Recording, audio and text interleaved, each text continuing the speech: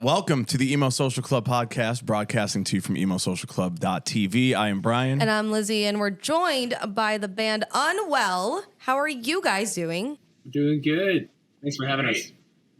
Yes, we'll have you go around, introduce everybody in the band all for at sure. once. Yeah. I'm Matt. I'm the vocalist in Unwell. I'm Chris. I play rhythm guitar. I'm Connor. I play drums. I'm Drew, and I play bass. I'm Joe, and I play lead guitar. Hell yeah. Okay, I think we should talk about a little bit about like how the band got formed. From what I understand, this is like a TikTok thing. I'm nearing 40, so when someone says it's like a TikTok band, I'm like, what does that mean? No, we're not a TikTok band. We didn't form through TikTok. I don't know where you got that from, but that's not right. Good. So then we can talk like adults here. So you're a band that has nothing with TikTok. Yeah. Good. Yeah, we formed in 2020 during the pandemic. It was Chris, Drew, and I. We just started writing some music after, I graduated from college, and these guys were recording at home and doing some work, and just kind of linked up and started writing some music. And yeah, here we are. I think what makes me think like pandemic, TikTok, like all this music stuff that all happened at the same time is because it just was everybody's like at home, all doing stuff on the internet, and everybody can like connect, and you don't even necessarily need to be like in the same place anymore. People are just writing and creating stuff, and I think it just like happened a lot on TikTok. And then I'm just like, oh, if a band came out in 2020, it's like either pandemic, like TikTok, it's Twitch, it's YouTube, it's like some internet thing that like everybody got together. I don't know. Yeah, but I mean, TikTok was definitely a tool we utilized, continue to utilize, obviously for promotion and stuff we like to do. It's just like the number one way to, get your music out there right now for any artist. So we're on TikTok, we're active. We had a couple viral videos go for us, and that's probably where you got, that's probably where a lot of our followers found us, was through TikTok or Instagram Reels too. So we're grateful for that for sure. But we were writing music. We didn't join TikTok until 2021. So we were writing music for about a year. We had our whole EP written, the first one done before we really started, before we signed to Adventure Cat and before we started promoting it really. And you guys are currently on tour, or like kind of like at the butt end of the tour too, and like you have an off day today. So how has that been so far? I know you guys came through Chicago. We were not able to go to see you guys, unfortunately. But how has this tour been so far for your latest album that literally came out like a couple days ago? It's been good so far. So the tour actually just started. It started 2 days ago, and then in Detroit, and then we came to Chicago. So we're just getting started. But the first two shows have been wild, dude. Like, it's our first time headlining, and it's our first time, kind of doing this on our own and being in charge of everything. And there's a lot of pressure for sure, but these kids are showing up and having a wild time, and we hope it just continues for the rest of the run. There's a lot of shows going on right now, which is like, I think a good thing. I think it's good that there is so much like music that's happening and people are so interested in going to like all these shows. Like there can be 5 shows in the same night and every one of them is sold out. And I think that's rad. Have you seen like just this energy of like coming from like, I don't know, the post-pandemic, post-COVID, post all this stuff, and people are just like, I want to go see this band, and I have every urge to like get everything out at this show. Yeah, definitely. I mean, there was someone in Chicago last night that flew from Florida just to come see us. Oh my God. There was someone from New Zealand. It was crazy. So we see that, honestly. There's always a handful of people like that at each show. I drive. There was another at Chicago last night. Another pair of people drove 7 hours from Iowa to come see us, or from Nebraska. Came to come see us. Oh my God! So yeah, dude, we got a lot of traveling fans. It's really cool to see, and it's really cool that they resonate with our music so much. Is there like a big contingent for getting you to Nebraska? Yeah, like are you just not hitting these other markets, and they're just like, I got to do it to them? No, we were in Nebraska back in April. Yeah, back in the spring we were there. That's where they found us, and they just wanted to come see us again. And then the Florida, the like Eastern market is the only market we have yet to hit in our years of being a band, and it's just one of those things that's out of our control. And just, when you get offered a tour, obviously you don't really have a lot of say over the routing. So like, we're hoping, we really want to get down there as soon as possible, but that's just, it hasn't been in the cards for us yet. But so I think that's why they wanted to come up to Chicago for us last night. That's fair. I'm like, most bands are going these places. I guess Nebraska, I would think like maybe like April is still fairly recent for someone to want to drive like 7 hours to come to Chicago in the winter too. But I'm like, Florida, I'm like there's a lot of cities down there to hit. Like you'll be there probably sooner than later. Obviously it's out of your control, but you'll be there probably at some point sooner than later. Yeah, absolutely. I mean, we're definitely, if we get any say in the matter, Florida and that southeastern market's definitely something that's at the top of our list. I mean, sometimes you just got to travel. Like the Distillers came back years ago. I went down to Atlanta because there was no Chicago show. I was like, I have to be here. There's like this, I think there are some shows where it's like, we're only playing like 3 dates, right? And then it's like, you have to travel to one of them. And so people are figuring out like what's going to be the closest one. But I think with most bands now, I just see like, well, they're going to come back to Chicago. They're going to come to New York. They're going to go to LA. Like if I really need to like see them, they'll probably just end up in my town. So I don't know if like, I don't know. Maybe we're just going to start a bunch of rumors like Unwell's coming to Florida like tomorrow, don't drive like, or, they're never going to come to Florida. You got to go to Chicago. You got to go You're booking your Southwest flight right now. You got to go to Detroit. You got to get to the shows now. They may never come there. That's it. Yeah. I like that angle. That one's good. That should just be the new marketing tactic. Like kind of go the Hot Mulligan route, but also then just make your own spin on it and like get people like really hyped for it. And then you're just going to have a bunch of people from like Texas and like Arkansas and everything, like just like up north somewhere. And everyone's going to be like, what's going on?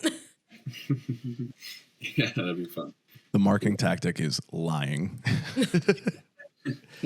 Yeah, you mentioned that the kids are coming out to these shows because the record just came out. So I mean, obviously the response has been great at the live shows. Anything else to say about we tend to get into these conversations and then never talk about the music. So now I'm making sure to hit all of the music conversations at the top of the podcast so that we're like, yes, everyone's happy. We talked about the record, and then we're going to be like, so anyway, I think like dogs are cooler than cats for like the next 3 hours, and then. It's like, well, at least we talked about the music. So, the vibes are good. The music is hitting. Everybody's really into it. They're driving from all over the country to hear. Yeah. Do one of you guys want to talk about it some more? Yeah, the new record is, I think we're all really, really proud of it. And I think playing it for the first time has been really, really special for us. And honestly, I saw kids singing last night to songs that have only been out for, 24 hours, if not less. So it's been really been rad to see. Yeah, just literally just the energy and the love in the rooms have just been so amazing. That's so awesome. And I'm also wondering, because I saw too that on some of your releases, you did a cover of Fast Car by Tracy Chapman, which has been like covered by like an obscene amount of bands lately out of nowhere. How did that kind of like come to formation for you guys? Were you also like, yeah, like let's just cover this? Or was it something that you were like, oh, we should just pick a song and go? You can be. So, man, how long ago was it, guys? That was in 2020 when we decided. Yeah. So you were the first ones to actually cover it. Yeah, I think so. At least before Luke Combs, at least. Yeah. And so we had this meeting with a label rep, and they were initially just chatting with us about design and stuff and our direction and stuff. And we kind of had like a consultation meeting about, what labels look for. And they told us, really good covers is something they look for. And I personally was always really interested in thinking of what a Fast Car cover would even sound like from a pop punk band. And I didn't really ever think I was going to be able to do it. But once we were told to give a cover a shot, me, Chris, and Matt kind of just sat down that day after that meeting and literally wrote it that day. And it turned out way better than we even anticipated. Better than Luke Combs cover. Yeah. Yeah, dude, he came like 2 years after us. He was copying us for sure. If you look through a lot of the He's Luke Combs slipping. there's always somebody in the Luke Combs thread saying, this one's all right, but go listen to Unwell. So. We get tagged in Luke Combs stuff a lot. Really? Wait, Yeah. There's like the rabid fans just being like, y'all are missing out on a better cover over here. Yeah. That's actually the new marketing technique. Yeah, is it's like do a actually just- cover and then wait for someone else to do that cover and then just have people in the comments like, come on. but they did it better. They did it Yeah. first. Start beef. Yeah. Start beef with Luke Combs. Okay. Listen, we might need a pop punk and country beef. It's been a little bit, probably. That'd be funny. And usually that ends up with just collaborating. It doesn't end up with like actual fights. Just like, all right, now we got Unwell X Luke Combs on the new new record or whatever. Oh my What God. a wild combo. Y'all go full y'all alternative, but it's actual just like pop country. And then you're mean- like, how did we get here? Yeah. Yeah. In the end, like, I mean, country, like, for better or worse, country music is doing very well in the music industry. There's a lot of money in that. So I'm not going to shade any pop punk band or any band at all who like kind of wants to like dip toes in and like work with a country artist or something like that. Post Malone, I think, is just doing a country album now. And I'm like, okay, like it's all going to mix together. And I hope I like it. I might not, but I hope I do.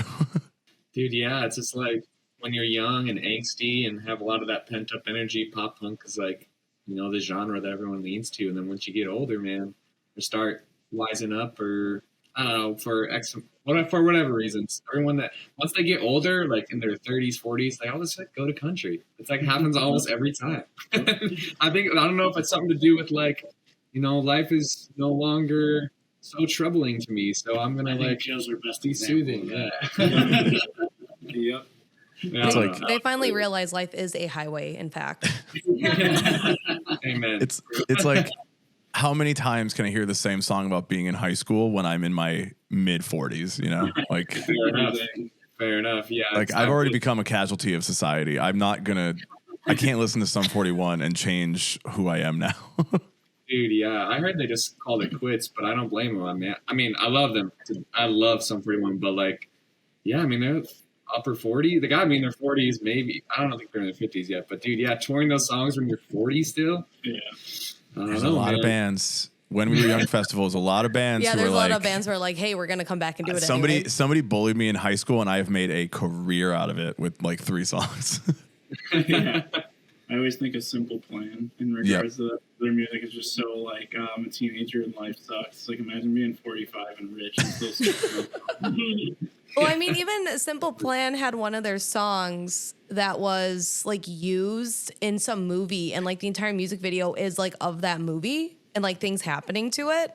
And it was like weird because I didn't know the comparison. Then my friends made me watch the movie, and I'm like, this all makes so much sense about Simple Plan. as a Now I get band. Simple Plan. It's also a thing of like all the pop punk bands that are like starting now, and like I just wonder if like in the next 20 years are you gonna be like, well, still got to talk about high school shit, but I am like, you know, married, kids, have a home, and it's like, oh shit, like I'm not sad, I'm not angry at my hometown anymore. What am I gonna do? Yeah, man. It's just I can't even imagine they remember their high school days at that point. You know, start writing, like I don't. start writing songs about your kids' high school dramas. Oh my god! Yeah. All right, Timmy, what happened at school today? Tell me more. I'm writing it down. Yeah, who bullied you? Pushed you into a locker? All right. All right, I got the material I need. I mean, don't worry. Travis Barker just had a whole other baby, so he'll have another like 18 plus years of content to pull from there. That's right. That's awesome. So as a newer band who has to write about everything that's ever hurt them from their childhood, how do you see the next 20 years of your internal trauma experiencing on music? I don't know. Oh. I don't know how to Right. answer that. I mean, Not the question you thought you'd get, but you're like, how do I got to make the next 20 years of my music career happen? yeah, I don't know, man. You know, Take it one step at a time. one, Right, yeah, fingers only, just you know? one step at a time, baby. Small steps, little steps. I have to imagine the music will mature with all of us.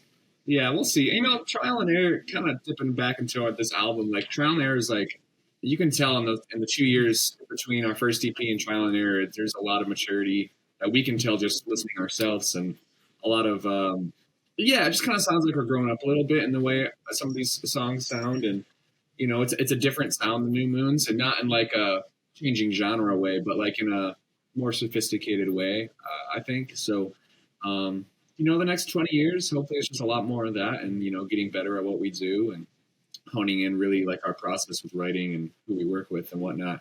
Who is somebody that you would really like to work your way up to collaborate with, whether it's like a producer or somebody else in like another band for like a vocal collaboration or anything of that sort? I think each of us individually have people, so let's just go around. I'll start. I really want to work with, I've always said I wanted to work with John London of Point North for like vocal production stuff. Would really like to work with or write with Dan Bronstein. He's someone I like. And then we talked about working with, just briefly, like Will Putney for do something with us too. So I don't know. That's who's on my mind lately. Oh, and Beartooth, Caleb Shoma. That would be sick. Yeah. Beartooth Unwell collab. Honestly, that would also be a really sick tour package. Yeah, one baby steps. We're working on. I got to agree with the Will Putney. That dude does every band I've ever idolized and is in so many cool bands himself. Being in a room with that guy, I've been fortunate enough to be in a room where he's working on records, and he's an absolute machine. And I would love to see what he would do to anything we do. Maybe kind of out there, but I would love to do something with Post Malone. It'd be so sick. Hell yeah! Like, we could actually put Post on a song, and it would kind of make sense. It'd be pretty sick. All right. Listen, your band is going to go through all of your phases right after this conversation. Yeah, that's right. What did you guys say? So I definitely think doing something with Ben Barlow would be cool from Neck Deep. Writing one. Yeah, I'm on the Will Putney train too. Insane. Yeah, combining that like more raw. I mean, he does a lot of metal and hardcore stuff, so that sound incorporated with our style would be so perfect. How much do you think, like now that rock music especially is getting more open to the idea of like collaborations with producers, with other artists in the rock scene, and like having more people on songs and working on music together, how much do you think like the producer brings to like making the songs, making an album, making the whole project come together? Like I've seen a lot more people in bands just go more like we're gonna self-produce, we're gonna do it more ourselves. But obviously like there are these guys out there who have like techniques and skills, and it's like just being in a room with them creates like a different sort of sound and adds on to it. But what do you guys think of like your sound with them, and what do you think like the producers really like bring to the table there? Well, I've self-produced both records, and we've been talking about doing more collaborations in the future. And I think writing together is an important aspect of it, but I think when you're in the room with someone else, it can really change the flavor of what your final product's going to be, whether that's just, someone that's producing the vocals, or whether that's just mixing and mastering with a producer. I think the end result can really change the way it comes out in the end. I have an issue with John Feldman as an independent producer. And I talk about it a lot, and I'm willing to bring him up at all times. And I go, sometimes I think more bands should be self-producing because it gets out a lot of those like voices that are just like kind of standard in the industry, and it just creates like the same sound over and over again. So I like hearing like bands like doing more self-production just because it ends up being like, this is actually the band itself, and there's not that like sort of like, no, this is like the pop hits and all this, like all these bands back in the early 2000s where it's like, yeah, you wrote this cool record, but you have no hit singles on it. So you have to go back and like write a hit single. And now we've seen like all these bands that just like do it themselves, put the music out themselves, and can work with like, can just create for their fans, and the fans are there. And you don't need to like, I just heard this about Blink-182, and I'm okay. I like Blink-182 enough, but I'm like, they had to write First Date because they didn't have a hit single on Pants and Jacket. And it's like, what? They're Blink-182. They've already had their hit singles, Yeah. I mean, I think it's I think you touched on something really important, that like it's just us in the room, and it's just our voices coming out on these two albums we put out. And like what you were saying, we've collaborated with different people for mixing and mastering on these, but the core, just writing and production has been ourselves. And it's definitely something like, because I know you said you have beef with John Feldman. But I don't have beef with him. I just don't love his production all the time. We did Presto when we were Young Fest, and Goldfinger was there this year, and I was like, Brian, what if I email and then you can just have it out with John Feldman for 10 minutes? But no, I mean, I definitely hear where you're coming from, though. I mean, he's got his particular sound and style that shows through every record he works on. And unfortunately, I think, at least from my perspective, this is like super, super personal opinion, not facts at all, but my opinion of like where our pop punk rock music industry is at right now is, it's a lot about connections, and like who you work with connects you to who the people, who might do other things for you too, might be connected to a booking agent, might be connected to management, might be connected to a label. So if you go and record with X and X producer, maybe they're like this record's go-to dude. And if you record with him, maybe he'll put you in touch. So it's a lot of like that stuff right now. Sure. And I think that's why there's a lot of bands or a lot of pop punk and rock records coming out from like a select few producers, because I mean, all of their work is fucking phenomenal, right? But like at the end of the day, yeah, I mean, all these bands are going to the same few people. So there's not a lot of individuality in some of these records that we've heard recently. So yeah, and I to piggyback on that, I feel like something we work really hard at is not sounding like a ton of other bands. yeah, because I mean, like that's, I don't know. We just want to tell our stories in a unique way. We don't want to be the same. Like, yeah, what's the fun in creating something that sounds the exact same as somebody else?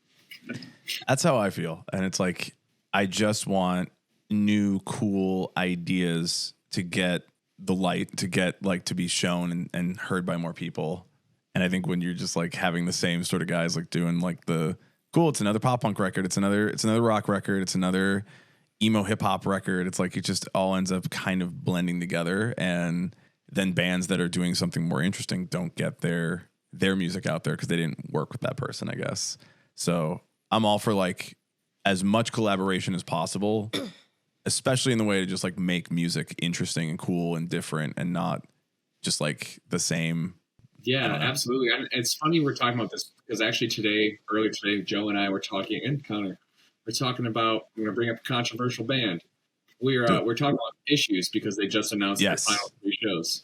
And dude, that's the example of a band, like all issues, Yep. Side, like with that band and the vocalist and everything regarding them, like, dude, that band created some music that's never been created before, anything like it. And like it's a sad. We were just talking this morning about like how it's like it's the end of an era for that band, and it's such a shame because there's no other band out there like them, and their music was so unique and so cool. And it's almost 10 years later, there's still not a band like that. Yep. Yeah, exactly, dude. Like they were just so, I don't know. They're one of those bands that are, regardless of all the problems they've had, like their music is really, really creative and unique, and will stick with me for a while for sure. Yeah, I was actually thinking of that too, because it like I remember when they came out and it was kind of slept on because it was just like another like vehicle for those 2 singers who are no longer with it. And it was like, yeah, this is okay. It's just another vehicle. It's just another band like that.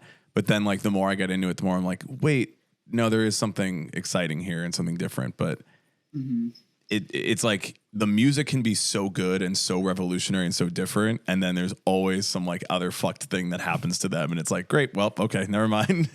Yeah, dude, I guess in the last 2-3 years, it's been a lot of that, and it's a shame, but people get what they get. They deserve. About that. It's also to say like the 3 other guys who are going on the actual shows, and I didn't read enough about what they're actually going to do with these. I just saw it's the other 3 guys. Because Skylar Cord, they were posting on TikTok and like responding to questions about it, and they said it was going to only just be like the 3 of them. I think that's really? Yeah. Okay. I did hear him say that it's not going to be only instrumental, so there are going to be vocals. Just don't know who's doing them. Yeah. Yeah, or if they're just tracked. Oh my god! What if they? What band did this? I forgot who it was. It was recently, but like the vocalist lost their voice, so they had other people come up and sing to finish. So we could always just do that. We can just crowdsource from the audience and hope for the best. Honestly, for your final 3 goodbye shows, they probably have enough people there to do that. And Oh, probably, yeah. like, super crazy, memorable, and fun It'd night. be super fun, actually. Yeah, that would be sweet. Who knows? Maybe we'll roll up the Chicago show. Yeah. Sweet. And then just go up on stage and be like, no, yo, let me get one of these. let me sing a Yo, song. let with me you. just sneak on over here real quick. Let me hop on. Like that's an opportunity to have like a lot of the people who at the time, really liked this band and now they have the chance to like go up and sing the songs with the guys. Something like that could actually be like really cool shows if they did it like that. Yeah, I'm very, very curious to see. We were talking about if we're going to try to go to Chicago's show or not because they're one of our favorite bands. But we'll see if we end up making it. But if not, I'm very curious to watch the YouTube videos and, hear back about what it was like. This is also just an aside, a little tangent. At the last Warped Tour, I was hanging out in the buses and I ended up playing Super Smash Brothers with Skylar. And Nice. everyone in Issues is way too fucking good at Super Smash Brothers and just destroyed me. And I just thought it was pretty good. And then I was like, fuck, Skylar's really good. And then I came back and like played another character and I like almost had him. I was like that close. Anyway, that's why I'm not going to the Issue show because you can't beat me at Super Smash Brothers and then I like your band. Like that's just like we're done. Oh, that's good. That's funny. I was like, I understand that this is the dude from Issues. I understand this. But now you have But right issues now with he's him. just a competitor. Right now he's just another guy playing Super Smash Brothers. He's just playing Yoshi and fucking my shit up. Like, no, we're not letting this happen. I don't care what band you're in. I don't care who you're playing with. Suck 'em up, bro. Yeah, dude, there was someone like there. It was just like taking out all. They like had like a whole case that had a TV in it, so you could just like take off the top, big screen TV. I'm like, that's part of your like van that you're taking around.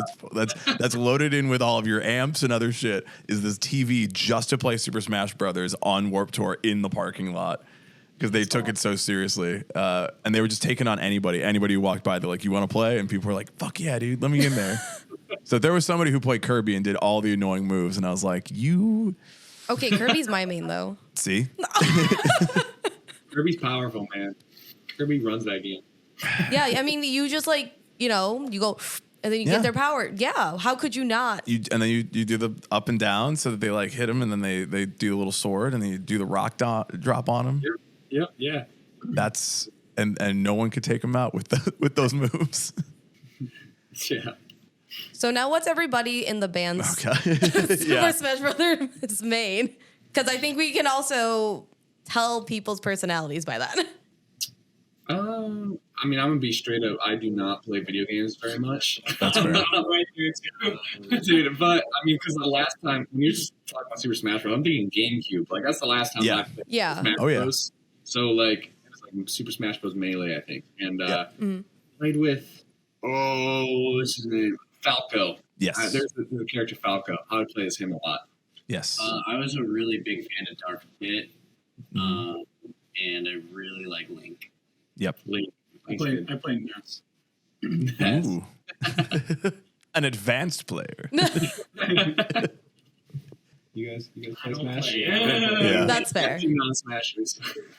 That was a game that definitely like GameCube era, N64 era, like everybody kind of did, and now it's like, well, yeah, we've got But too now much the new stuff. the new Switch versions are so cool though. too. Yes, it's a lot easier to have that on tour now. They're not gonna have a TV like Issues on these final 3 dates in the back is just gonna have their switches, and it's like, just bring your Switch, we'll just connect over the Wi-Fi and like fight that way. We couldn't bring the TV on these last 3 shows. That's awesome. Yeah. So what can we kind of expect from you guys in the new year? Because we're kind of coming to a close. Everything's going to start slowing down. You're going to come off of tour, but what is something that you're going to look forward to for furthering the band and getting either back out there on the road, or doing any other type of like going back into the studio or making music, anything like that? Kind of all of the above, honestly. We are already back to talking about writing for whatever's next for us, so that's already in the works.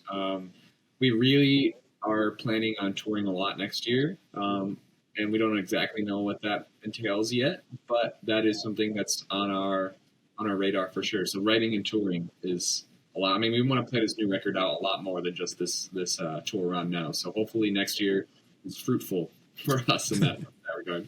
Florida, that's right. Just a whole Florida Just run. a whole Florida, just Florida tour only. We're doing Yeah. a residency in Orlando for no reason. Yeah, well, let's tour with all the Florida bands like Capstan and what is it, 408 and Broadside, Yep. Magnolia Park. Yeah, we'll go with all. Just get everyone on there. Yeah, a day to remember. A dangerous. That'd be crazy. Mayday Yeah. Parade, Day to Remember, Yellow Card Tour, Unwell opens. Yeah, but yeah, I mean that's pretty much it. You know, just trying to keep on pushing forward. Something I found interesting, that bands are like kind of playing their new records like in full not because When We Were Young announced that they're doing like all album plays this year, but it seems like a lot of bands are like, we're going to play our whole record on these shows, or like Or majority of it. a majority of the record on these shows. Are you playing like most of the new record and like just to like get it out there for everybody? Yeah, we're playing the whole thing plus a few old ones, so it's a full night. Are you doing it like from front to back, or are you like mixing it up in there? Yeah, we're mixing it up, so Okay. it's not exactly how the record. It's not front to back. There's like we mix all the old ones in there, and it's not in the same order. It's just whatever we like. Build the set. Drew can talk about it more, but we build the sets based on hypeness. Like you gotta have a good you gotta have like the start off hype. Oh, and, like, yeah. acoustic song in the middle, so you have a chance to build it back up towards the end. Yeah. So like we built the set kind of based about that. But Yeah. You summed it up. oh, okay, yeah. Well, Yeah. I always would say it's like you got to have that song in the middle so that everybody can like have a chance to go to the bar, use the bathroom, and come back. Like, yeah. it's like it's Yeah. hard to be like, oh, I just know this song is going to be that one where they're like, okay, that's okay. Yeah, Just it's leave it. okay. And you hear everybody talking like throughout that acoustic song too, because they're trying to like tell them what they were trying to tell them like 3 songs ago, and Yeah. they couldn't hear each other, so now they can, and it's just like talking. So, but yeah, no, it's all good. We expect that kind of stuff. It's part of the gig. Yeah, it's part, yeah. Just want everyone to have a good time. Yeah. Oh yeah, like you want everyone to be in the pit. At least like for those slow down ones, that's my like, okay, let me like actually calm down and like actually have my inhaler ready to go after being in the pit the entire time.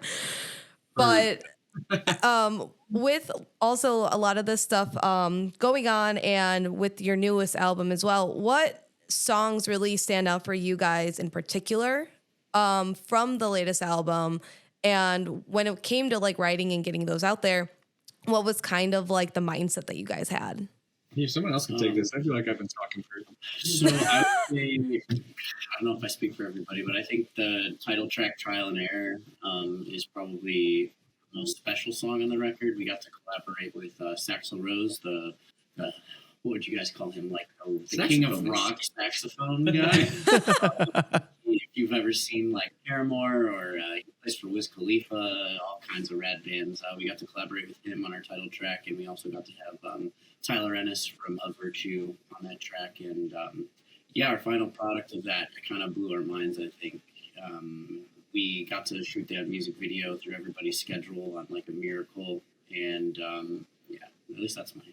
That's definitely mine too. Even just the writing process, that song just came kind of the easiest, and it felt so just natural. Yeah, it's definitely. You got faith in Yeah, Temptations is my favorite personally. I think music-wise, it's no doubt my favorite song on the new record. Trial and Error is sick though. It's definitely a very special song. My favorite is actually Thieves, and it has been since Drew sent me that song before I was even in the band, and I'm like, dude, this song is incredible, and it's been my favorite ever since.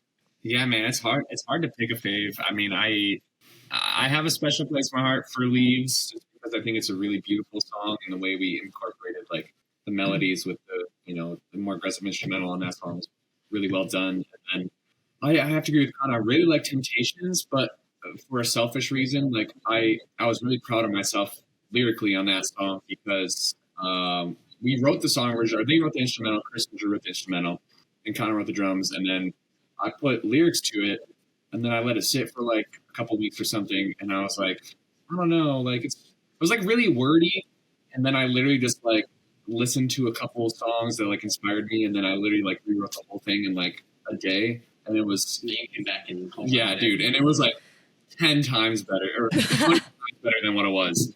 And so I was really proud that I was able to kind of like, I was just proud of myself. I was like, because I didn't think that I was going to be able to like completely rewrite a song. Because like, once I complete something, I'm like, all right, cool, that's done. But there was something about that song that still wasn't like clicking with me. So the fact that where we landed on the final product is just, it's just something I'm really proud of. So I like that song a lot. What songs did you listen to kind of like have you had that coming to age moment being like, oh, I have to adjust this and like rewrite everything?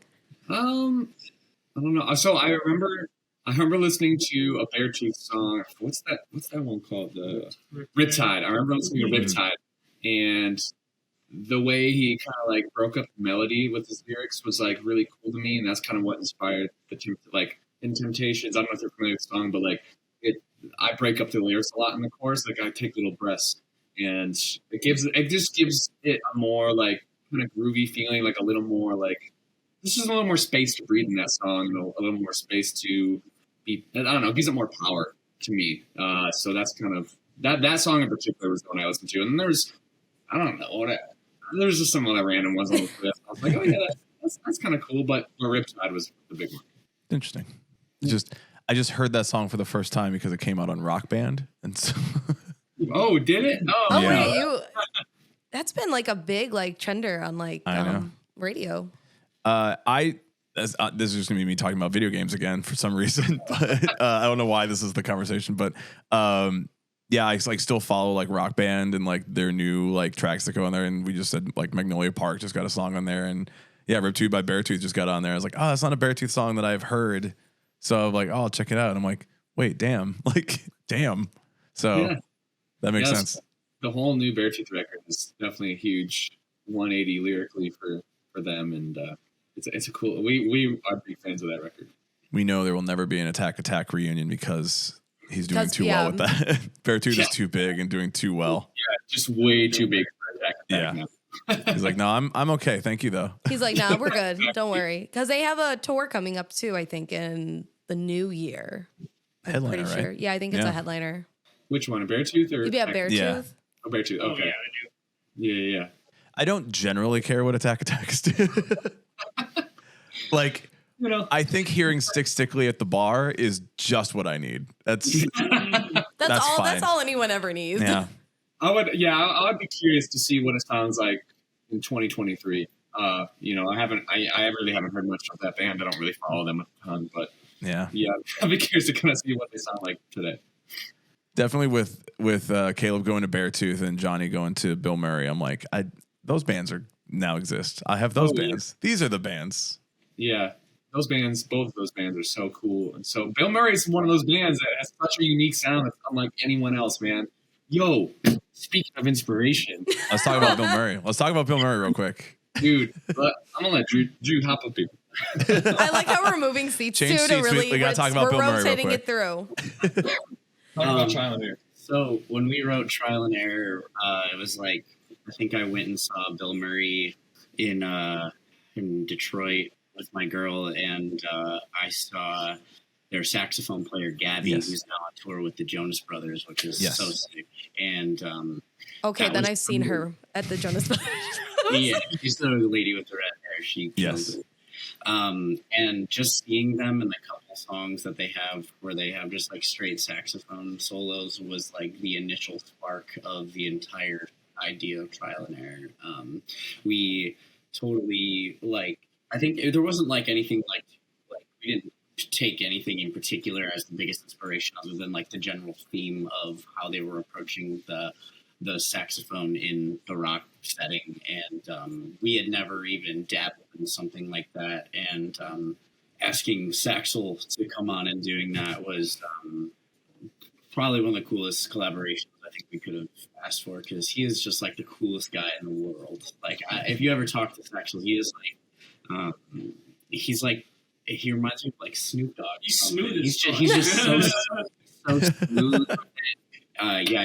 We're gonna drop that music video soon, and he looks like a total badass in it. He's just so he's so cool, man. And working with someone who's that like confident in their instrument, and he recorded his own part at home, and it literally sounds like he recorded it in like a multi-million-dollar studio, and it's definitely just him and his MacBook, and he absolutely crushes it. So That's crazy.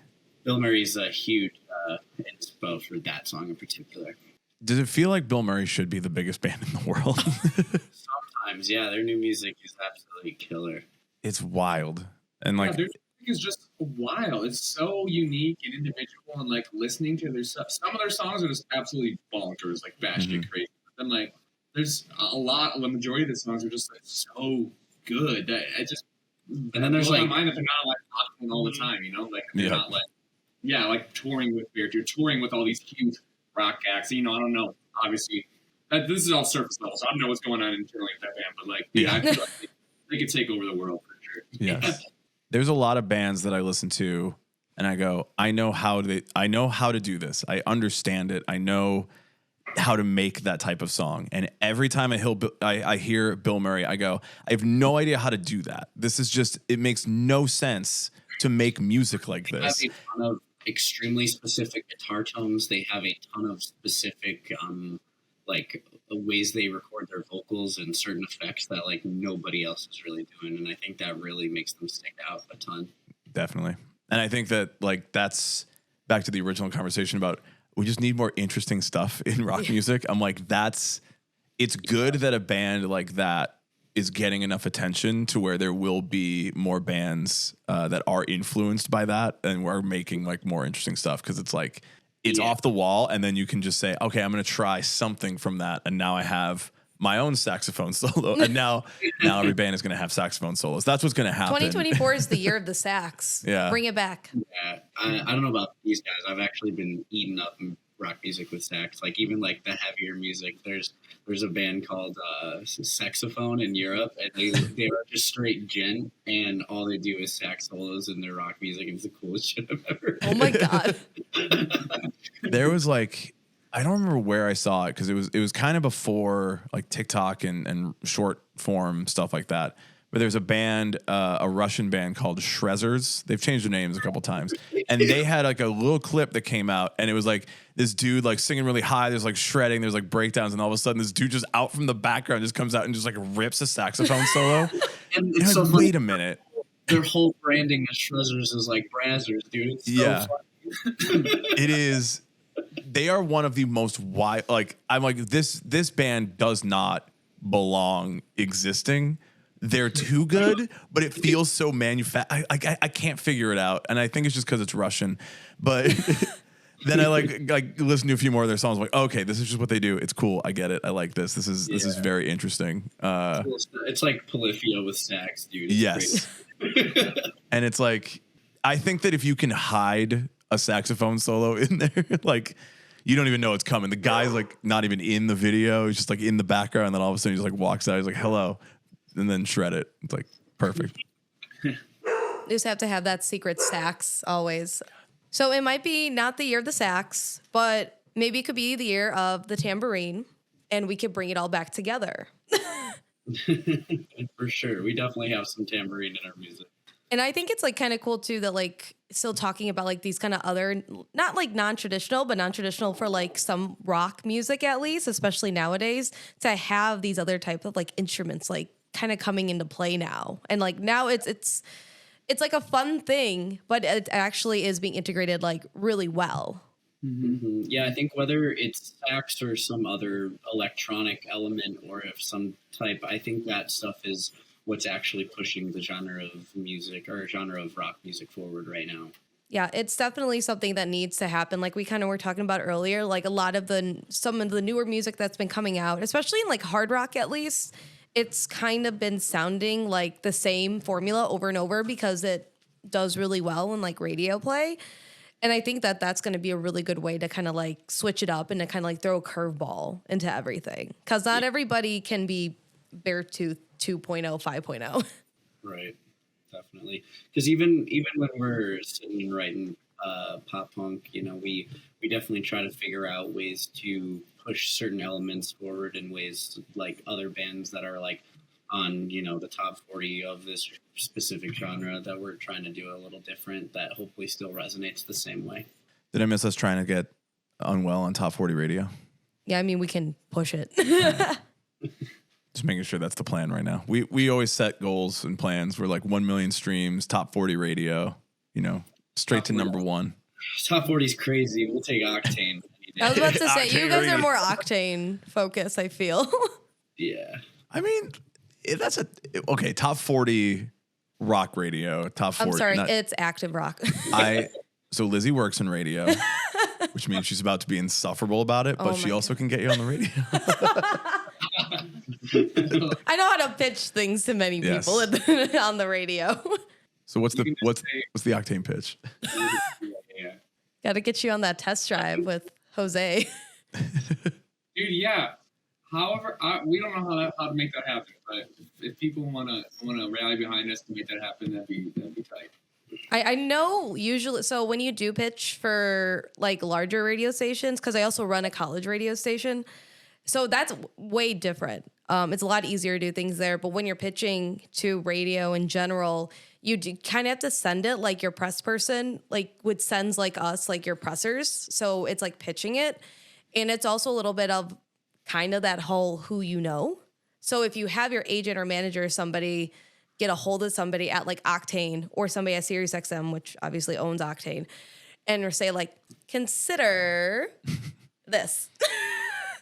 Right. It's kind of like that. And then if you at least get on there once, they'll usually try to put you on again later if you have another single that is popular enough or doing really, really well. And then they'll kind of like rotate it out. Obviously, they do prioritize a lot of like larger, already established bands. So I know one of my personal biggest critiques right now with like Octane Radio is that like they play way too much. I know we're all Beartooth enthusiasts, but they're playing way too much Beartooth. It's ridiculous. Like, we listen to it every day at work, and we hear the same 5 Beartooth songs and the same 5 Spirit Box songs over and over and over and over and over again. Yeah, it's just kind of like standing out, but it's hard when you have those larger bands on labels as well, because it's payola is illegal, but it is that we already have a relationship. So of course I'm going to play 5 Beartooth songs all the time, because we're like chill and we're homies and we can work well together, and we know the promo back and forth is going to do well. So it's also showing that like you can do the promotional work behind it too, and also just like being chill with it is always really helpful too. Leading up to this interview, I had a bunch of ads on Instagram, I think Twitter, for your band and like the new record and all that. So There we go. I was hit by your ads quite a bit. So the advertising worked because I was like, cool, we're talking to that band. So like, this is great. So that part's working. Yeah, we decided to hire a marketing firm or agency for this release for a lot of reasons. But we called the Syndicate out in New York. They've been pretty awesome. They've done really well for us, and they've had produced a lot of good results. So we're excited to hear from them tomorrow when they're back in the office about the weekend and how the weekend went with the album rollout. And yeah, they've done a lot of cool stuff with press for us, and gotten us features and stuff like that we definitely wouldn't have been able to do otherwise on our own. So it's shout out Syndicate. It seems like something that a lot of bands, I don't know, I don't see a lot of advertisements for other bands that are like in the scene that are like coming out. Like we interview people, but like I don't see it like on my, Twitter feed of like, oh, here's the new record, it's coming out, you all should check it out. I don't see that as much, I guess. It's it's expensive, man. But Yeah. hiring someone to run your ads is expensive enough, but then you have to put money towards ad spend. Like the money you're paying these people is just for their services. It's not for the ad spend on top of it, and that's that's the expensive part too. Because if you're only going to put $100 or $200 on ad spend, you're only going to get $100 or $200 out of it, and that could be really well or do nothing for you at all. So it's just it's that game, hiring someone that's really good at targeting and all about email marketing, collecting emails, lookalike audiences, all that fun stuff, that they know all about. That's why we decided to hire it out, the people that knew how to do it the best. And Syndicate has worked with people like Panic at the Disco and I'm blanking on it. But they work with like I think the coolest one that I see from them is they got Turnstile and Taco Bell commercials. So every time you see a recent Taco Bell commercial, you just hear Turnstile ripping. Yeah, they're also the company that's responsible for the Taco Bell Feed the Beat that like gives. Oh, I didn't know okay, that. yeah. Okay. Yeah. Syndicate created that for Taco Bell, and like that was their campaign. I actually hear they're starting to back up soon because they stopped it during the pandemic. But yeah. So anyways, the Syndicate's a good agency, and just marketing alone is super freaking expensive. So that might be why a lot of bands our size aren't doing it.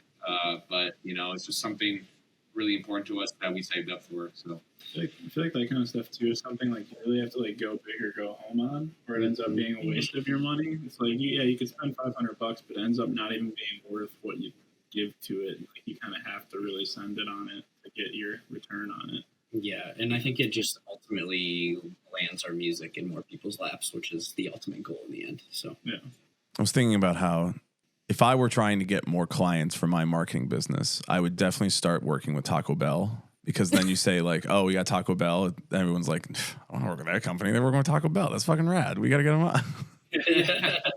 It's like so specifically that.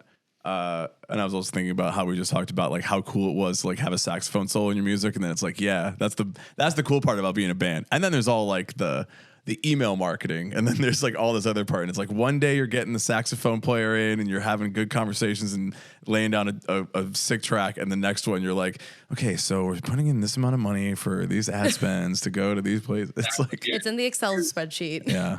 Dude, yeah, there's a whole creative side to a band and an entire business side to the band, and a secretarial kind of side of the band too. That's slept on. That's super important. That makes the difference between a mid-tier band to a very successful band. I think like definitely takes a lot of managing and upkeeping. And we're happy. We're with a management team right now. They're out of Roar in LA, and they are really good at keeping track and keeping tabs of all the documents, all the things, all the follow-ups, all the emails, and then coordinating with the marketing and coordinating with our distribution. So yeah, dude, there's a lot of communicating and a lot of tracking that happens behind the scenes that a lot of people don't consider. But that's kind of what I just said. Like that makes a big difference between a mildly successful band to like a more successful band, I would say. And that's how we're going to get you on the radio. Yeah, it's all going to come together. It's all going to come together. That's right. Syndicate does radio campaigns, but dude, Yeah. I'm sure Lizzie, but like, dude, radio campaigns are like 4 or 5 times more expensive than what we're spending on just like ads. They're crazy expensive. It's a lot, and then they'll be like, the worry that does always happen a lot too is when you do some radio campaigns is that you turn into those bands that are just on the radio and like nobody listens to them outside of that. That's also like it's like a 50-50. It's like it can be either really, really great or it's like a kiss of death almost for a band. damn, that's crazy. Yeah, and it's Unless also, you're in country. yeah, but it's also too. It's like a gamble too, especially because we're working. Like we hired them to do our publicity as well, and that's just a gamble at the end of the day. Like we're paying them X amount of dollars to be our publicists, but there's no guarantee that they'll land us placements at all. Like there's nothing in the contract or the statement of work that says like we will get you in this and this article. Like that does not exist. You are just putting your faith and your thousands of dollars into them to like hopefully produce good results. And thankfully they have done awesome for us. So that's why I keep plugging them, because they're really great to work with. But I mean that's like another reason that bands like don't do it, because it's a gamble, dog. And like you could literally just like drop $5,000 and get like one article about you. And so it's good stuff. I have a couple of friends who do like band PR stuff, and I know that there was like a whole like discourse about this a couple weeks ago on Twitter, and it basically came down to like an artist was upset that they were paying money for this PR agency to help them like try to land articles and such, but they just weren't really getting that much. And they were like, well, I pay you, it's a guarantee. And they're like, no, it's a guarantee that I can like help represent you. But if people don't want to like, put you in an article or interview you or anything, like that's out of my control. And it's just like, it kind of devolved into also people just being kind of like shitty to PR people, which I do see because it's PR.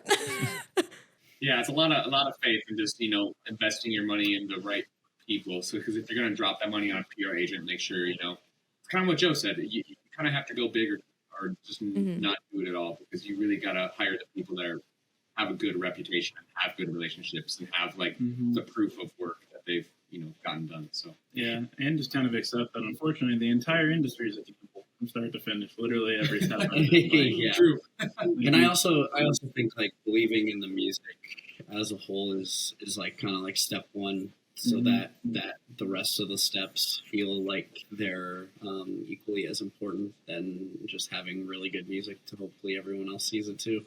Yeah, the root of it definitely is just good music. People often forget that too. I mean, you can Yeah. Yeah, you could be dog shit with a big budget. So Yeah.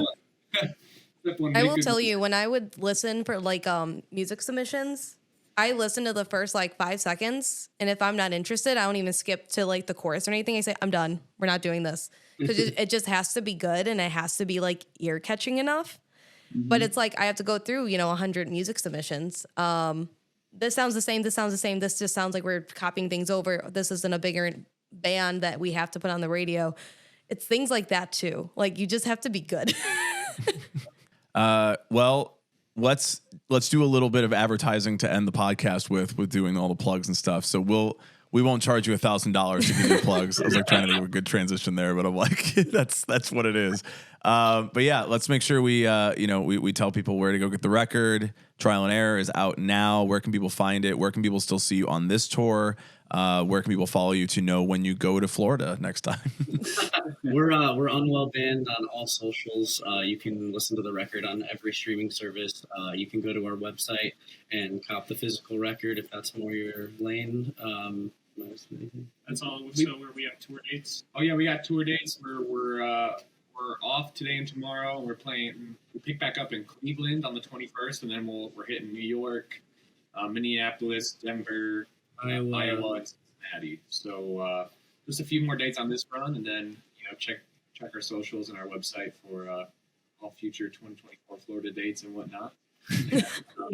Yeah, and this is our first time. We didn't get to do vinyl on our first album, so this is our first time pressing vinyl. So those are for sale on our website too, and we're really proud of those. Hell yeah. That's awesome. Collect the vinyl. Yeah. Unwell is gonna pop off, and you're gonna be glad that you have the vinyl now from the original pressing of the record. So you're not trying to get the Discogs resale version for $200. When you guys have been a band for 20 years and you're still writing songs about being in high school, people will be like, yeah, but I got that record 20 years ago, man. This is on my wall. Like, I've been listening to that shit for 20 years. This is a collector's item. That's right. Now we're Hell yeah.